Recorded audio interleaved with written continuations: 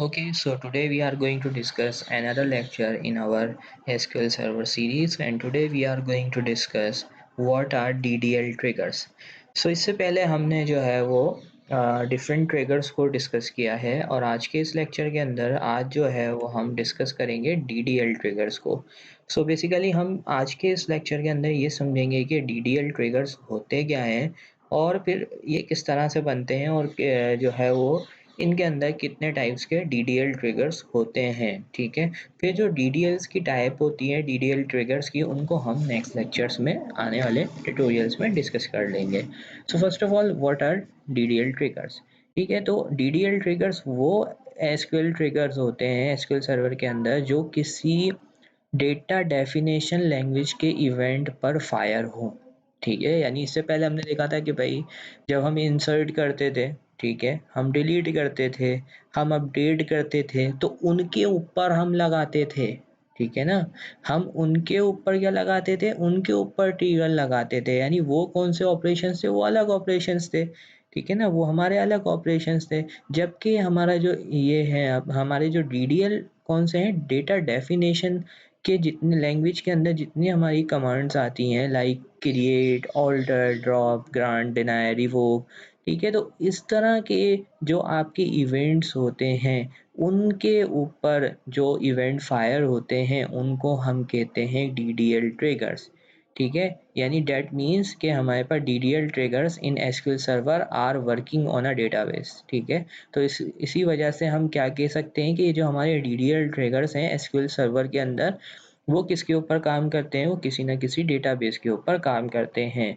और आपके पास DDL triggers were introduce from SQL server 2005 version. ठीक है, यानी आपके पास ये कब इंट्रोड्यूस हुए थे, 2005 वर्जन के अंदर ये इंट्रोड्यूस हुए थे एसक्यूएल सर्वर के, which will be use to restrict the DDL operation such as create, alter and drop commands. जैसे कि हमें देखा ही है कि हम ट्रिगर्स वगैरह क्यों लगाते हैं।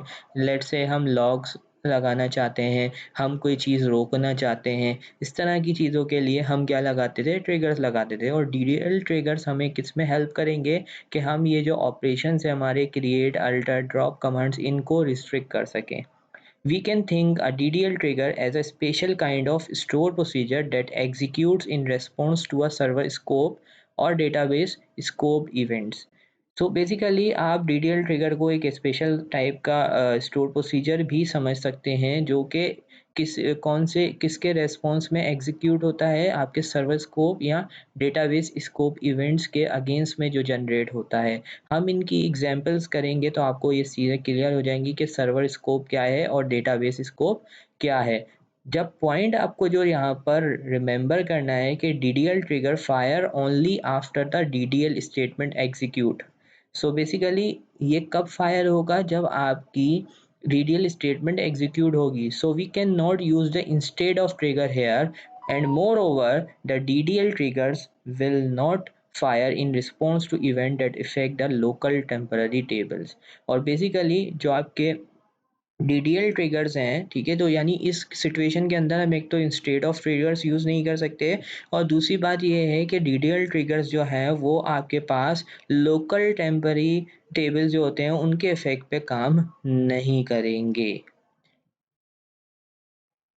सो बेसिकली हमारा जो इसका सिंटेक्स होता है वो बिल्कुल सिंपल होता है। उसी तरह से हमारे इवेंट्स वगैरह, मतलब जो भी हम जैसे ट्रिगर बनाते आ रहे हैं वैसे ही ट्रिगर बनता है, लेकिन इसके अंदर एक स्पेशल जो हमारे पास एट्रीब्यूट यूज़ होता है वो होता है इवेंट टाइप। ठीक है, इसके सिंटेक्स के अंदर जब हम नेक्स्ट जो है ट्यूटोरियल के अंदर ये इसके सिंटेक्स को समझेंगे तो फिर हमें ये चीज़ क्लियर होगी कि ये इवेंट टाइप क्या है।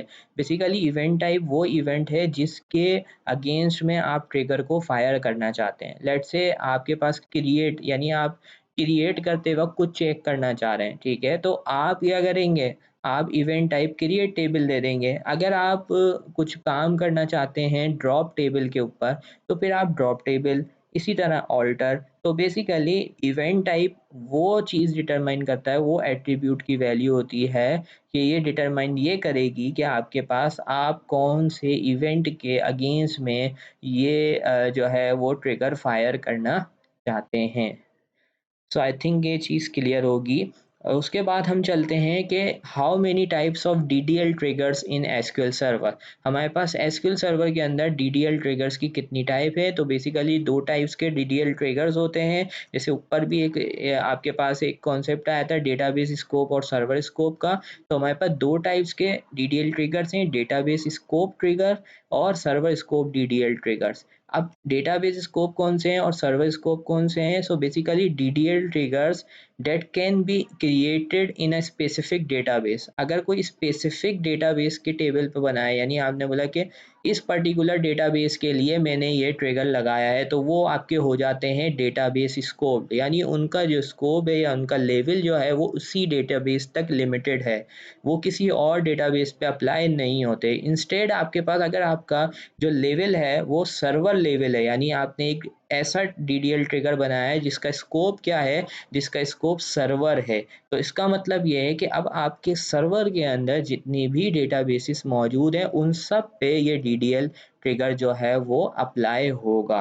तो अगर आप ऐसा ट्रिगर बनाना चाहते हैं जो कि सारी सर्वर के अंदर जितनी भी डेटाबेसेस बनी हुई हैं उन पे फायर हो, उन पे एप्लीकेबल हो, तो फिर आप सर्वर स्कोप डीडीएल ट्रिगर को यूज़ करेंगे।